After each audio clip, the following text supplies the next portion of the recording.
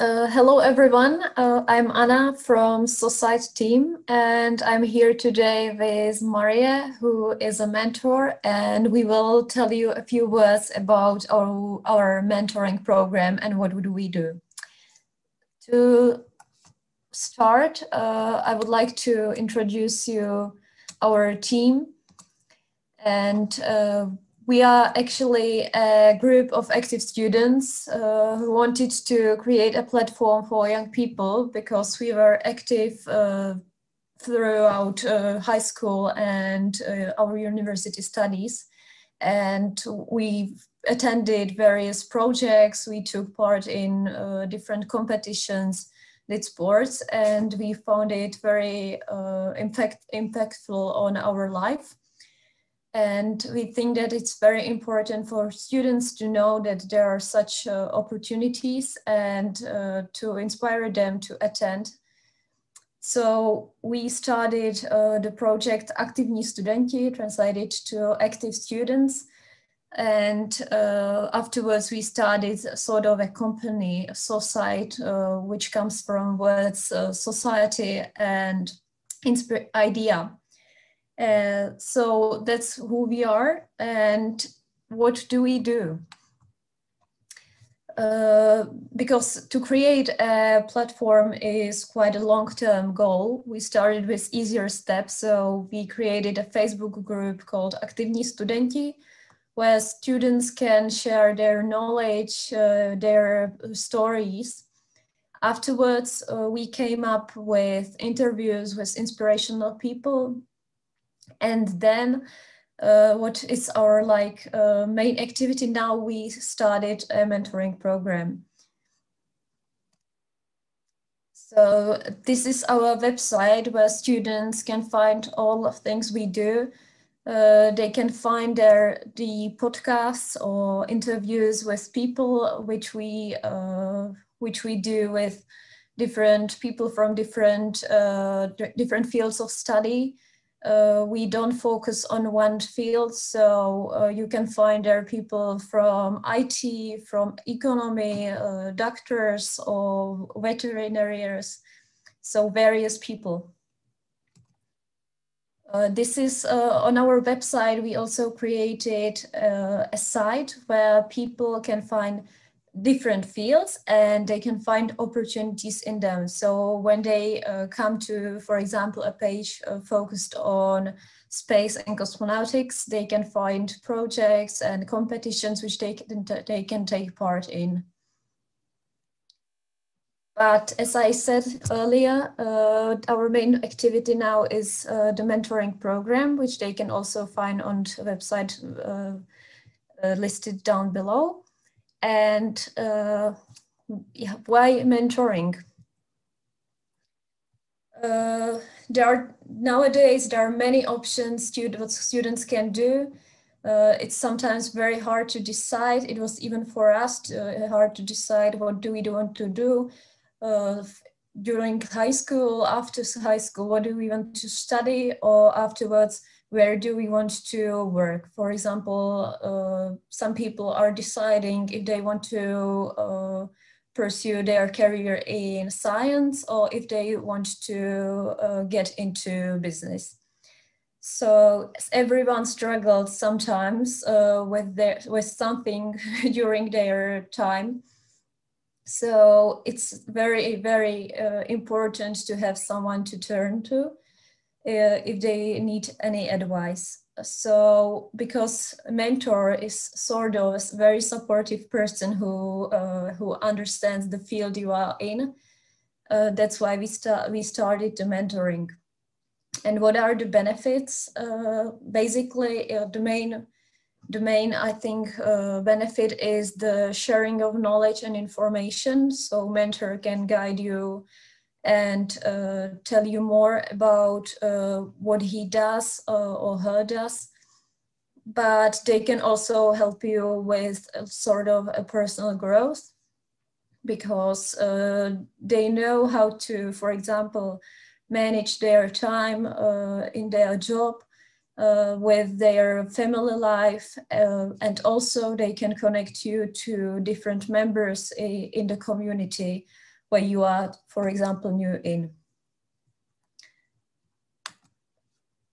But who can be a mentor? Our program is for students and young people. We have students from high school, but we have also university students and some people from doctoral programs. But so it's hard to define the mentor, but basically it should be a person who is more experienced than you are. It should be a person who likes or likes her or his career, job, or even studies, and also is very compassionate, because he needs or her needs to understand the struggles you might have, and she or he needs to help the student with it. And the very important thing, they need to be very willing to devote their time to the person. Here is a list of mentors we have in the program. As I mentioned earlier, we don't have any one field we focus on, so we have mentors from various fields, and they are very nice to participate in the program. And how it works, the student or the young person identifies his passion. We have a list of fields they are interested in, so they can filter the mentors through that. Afterwards, they go through the list of mentors. They should listen to the interviews, read more about the mentor, to sort of find out a little bit more about him and his career or life, and maybe life choices. And afterwards, if they are sure that it's a person they would like to cooperate with, they send an application. We go through the application throughout the whole year. So if we find that it's a good choice for the student and the mentor says they are willing to devote their time to that person, then we connect them and the mentoring starts. The mentoring isn't set to some period of time. They can cooperate as long as they wish. We suppose that the mentoring shouldn't be shorter than 3 months, but we do not tell them to stop if they find it that it's helpful for both of them. So that's a bit about our mentoring program. And now I would pass the word to Maria, who is one of the mentors, and she will tell you more about her point of view of mentoring.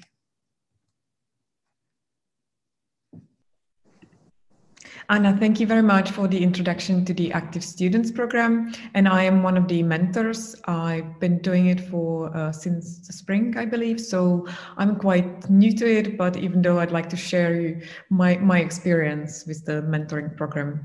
Just my background, I'm a biologist. I am actually a head of the Center for Polar Ecology, which is a small department at the Faculty of Science at the University of South Bohemia. When I was studying here, it was quite a new school, and I didn't have anyone in science in my family. And I mean, I've been taking a lot of courses on, like be able to name every single amino acid in your body and name every single plant on the planet. But we didn't really have courses that would prepare you for the career. And I didn't really know how to kind of, like what it really is. What does it take to be a scientist? Like, how do I write papers? How do I do presentations? Like, when should I start thinking about some career prospects and so on? So I basically just like learned a lot through trial and error. And for my PhD, for my doctoral, I decided to move to the United States. And my field of expertise is in cold regions. I work in the Arctic and Antarctica. So I go to these like really challenging expeditions when you really kind of like test your comfort zone and you're almost constantly outside of the comfort zones and things never go as you plan. So that is kind of like a good school for me. But I moved to the United States and you know, like I've completely changed my life. I was like, you know, I didn't have a, you know, it was a very limited contact with my family and friends. Like, you know, I started anew, which is something that is very, you know, like is quite common. And the PhD in US is very, very long. You know, it's 5 years or longer. And at the beginning of the PhD, like you're just super motivated. Like you're gonna win the Nobel Prize. You know that this is the most important questions in science, and you will, you know, like your results will be so groundbreaking. You know, you're gonna change the world. And then in the middle, like the data starts to come, but they're not as groundbreaking as you thought. You're going to have a lot of things. You start teaching students and taking classes, and the end is still really far away. And it's the time when I felt like I've lost so much time because I was just doing a lot of things that, you know, I didn't then use for my PhD. I was struggling with other things like loneliness and, you know, financial things, relationship and stuff. And I really felt alone. I definitely had even like some psychological issues, even though I didn't really realize it. I didn't have anyone to talk to. I had this supervisor, and he is one of the coolest people on the planet. He is a very well-known Antarctic scientist. He's been in media a lot. He has papers in very prestigious scientific journals. He's an excellent scientist, and he has his own plane. So he goes to conferences either on his motorbike, on a plane. He plays in a band, and he dives, he mountaineers, like everything. But he was kind of the same in this as my bachelor and master's thesis supervisors. They were never there, like never there. And also I was always like I'm not timid, but I had a hard time showing weakness, and it would be hard for me to go to him to ask for advice because I felt like, no, I need to know everything. So he wasn't that much of a support for me. And also I've always worked with men and men bosses, and sometimes I felt like it would be nice to talk to a woman, like a woman scientist who's already been, you know, way ahead in the career, and to, you know, ask her some things. And I never kind of had that. And this is with my supervisor for my postdoctoral project, which I did in England. After US, I moved to England for 5 years. And we are here in Antarctica. We are on a glacier. We're digging snow pits. And there were these moments that we would sit down. I think it's in the middle of the night, and we're just, you know, freezing cold and having some drink or something. And suddenly we would start talking, and he would tell me little hints from when he started his careers, what he did, or for example, what he's looking at when he has students or postdoc applying for, or maybe why he picked specifically me. And I suddenly felt like the veil was lifted.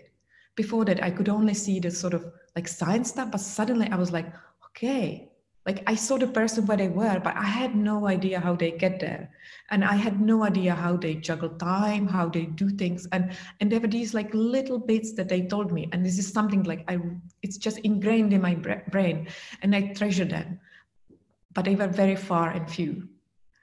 And then I moved back to the Czech Republic, been here for a while, and then the active students contacted me if I want to be a mentor. And I immediately was like, wow, this is amazing. This is great. I really want to do it.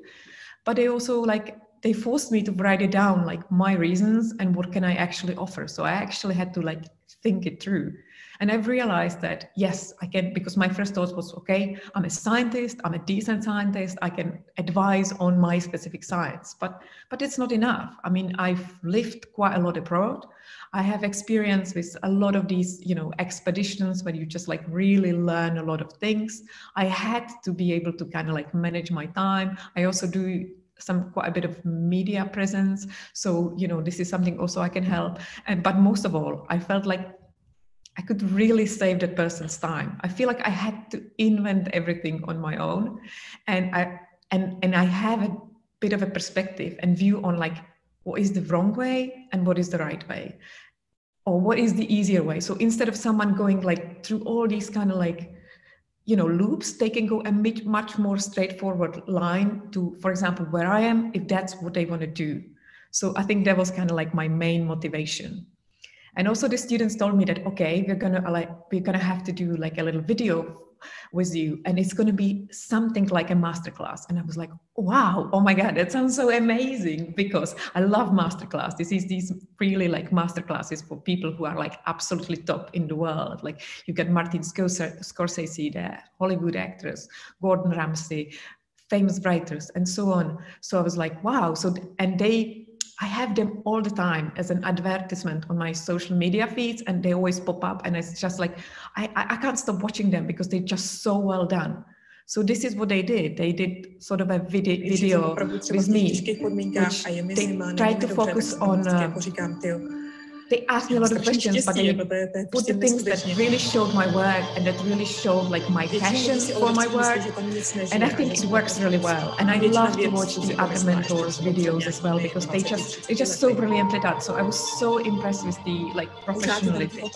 And then for people who are like more interested in what I do, they can watch a longer interview, and they can, you know, give them an idea of like my life choices, my life career. And a lot of the things people ask, like, you know, as a PhD student or as a student, you have your supervisor, or if you're, you know, starting, you have somewhere in a company, you have a boss. So what are really the differences? And to me, there are massive differences. And I am in a position that now I am a boss of people, and I find, and I can tell that I have a very different approach to my mentee than to essentially my people in my research group, my students and my employees.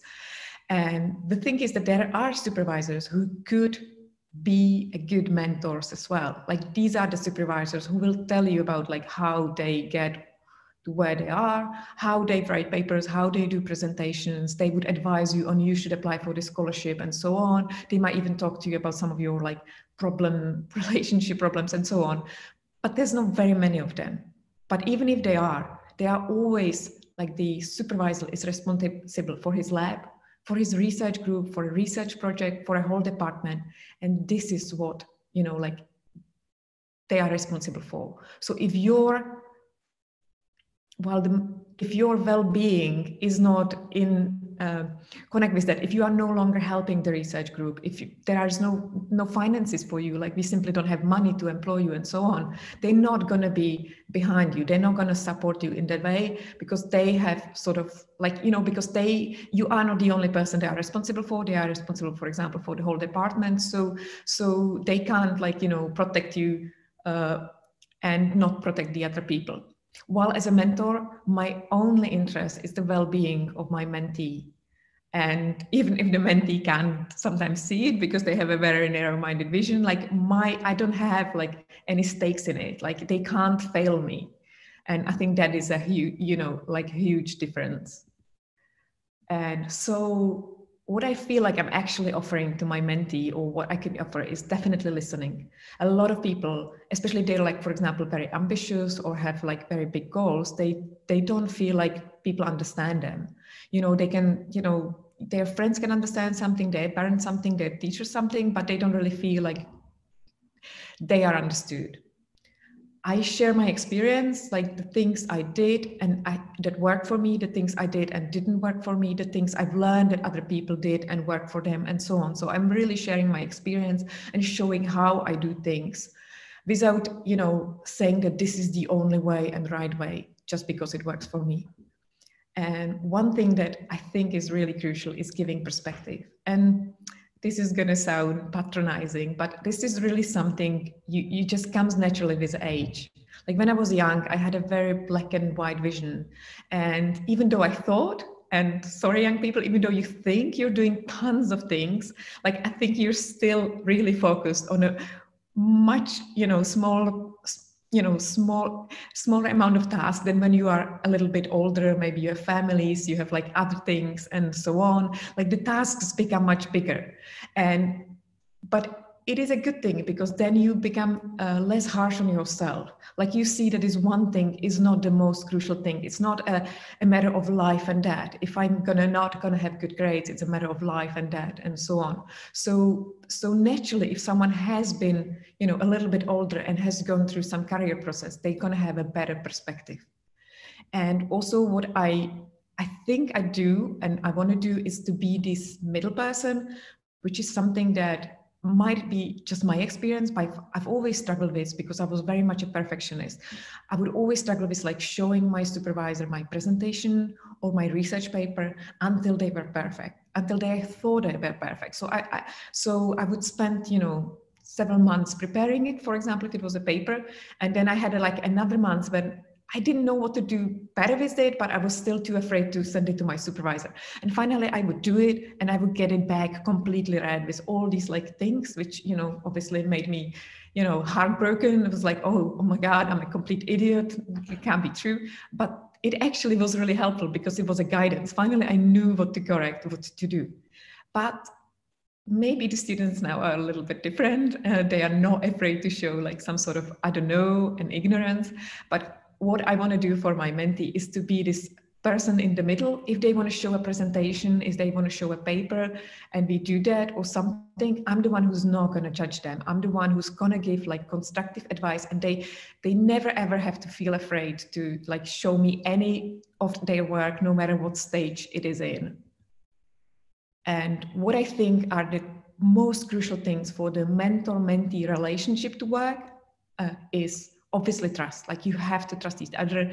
The mentee has to be completely safe that if they tell you something, you're not going to tell their teacher, you're not going to tell their parents, you're not going to tell anybody. They have to feel safe that they're going to be listened to. They're not going to be laughed at. They're not going to be like, oh, well, this is not a big deal, and so on. Absolutely crucial is being not judgmental, because everyone in the world of the mentee is judging them in some way. Even the parents who love them unconditionally have some sort of goals and ambitions or ideas of how they should do things. So I feel like the mentor, it is absolutely important to me not to judge any of their life choices or anything. I might just be able to give a perspective.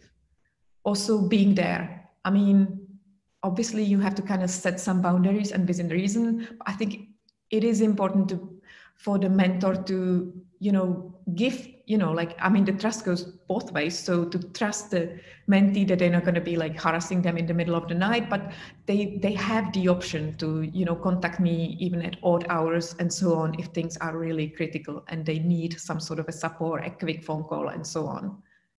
And empathy. Empathy is the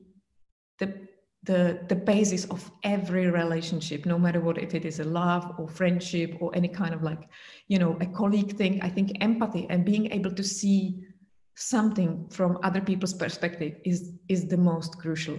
Because if the person is saying something that sounds crazy or it sounds really extreme, if I understand why they think it's true or why is it so important for them, then you logically understand them more and you're able to communicate on a much more deeper level. And because this is focused a lot for, the program of the Biology Center is focused for PhD students who are looking for mentors. So I was kind of thinking of, if I was a PhD student in science now, what kind of a mentor would I be looking at? If you are like me, that just basically had a mentor in essentially the science itself, but not how to do the science, how to find a postdoc, how to write papers, how to do presentations, how to manage time, and so on. And I think it is a really good idea to have a mentor in the academia.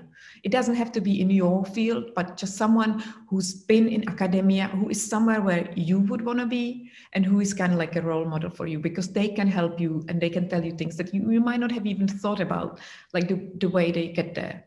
But if you already have discovered, or you do have someone, either your supervisor or your mentor is kind of doing a good job at it, or maybe your colleagues are helping you with these choices, then I think it is really good to think outside of the box. I've noticed that in academia, we tend to be very rigid. We tend to do things the same way, and we tend to do things like other academics. And maybe it's not always the ideal way. We have to do, for example, as the head of a small department, I have to be a manager.